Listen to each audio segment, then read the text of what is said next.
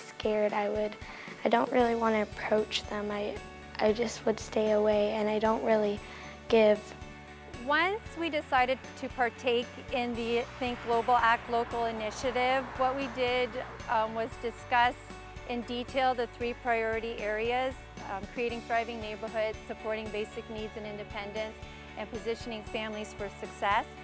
And what we did together as a class, the students brainstormed ideas under each of those areas. But then honestly, we were stumped because we had too many ideas, and how could you choose just one? So then fast forward a few weeks, it was during the cold winter bitter month. We had been inside for about a week. We weren't allowed to go outside, it was just too cold. And on one of those particular days driving to school, I was listening to AM 800, and Christine Wilson, the executive director from Street Help, was on the radio.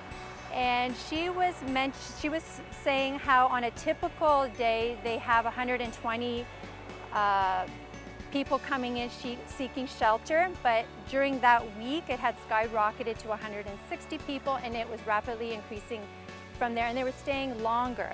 So then I had mentioned that to the students, and then the questions started coming, and it was an unbelievable moment. And there were questions, I mean, I asked those same questions, like where do they sleep? What do they eat? Are they actually outside sleeping in this weather? Are they getting frostbite?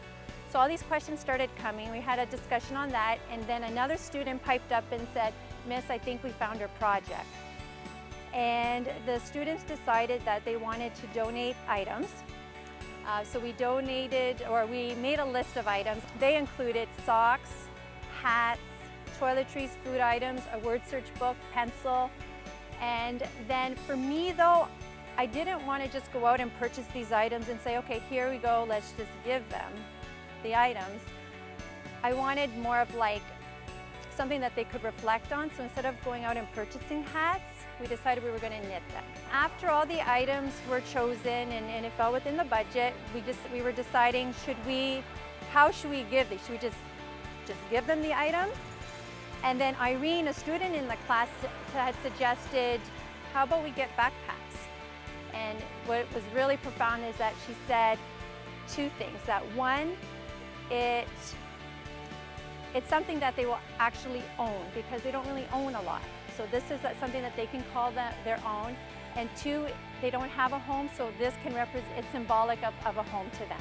I was walking down the street with my dad and my brother. We were just walking, and I was on my bike, and I saw a guy in a wheelchair, and I looked back behind his wheelchair and I saw one of our backpacks. So I came up to him and I told him I made those backpacks for him.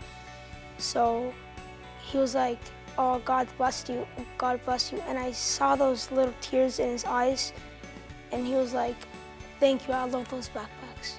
But after I did this project, I could feel what they went through, and that I know that I helped an individual, and now if we just work as a community, we can help the rest.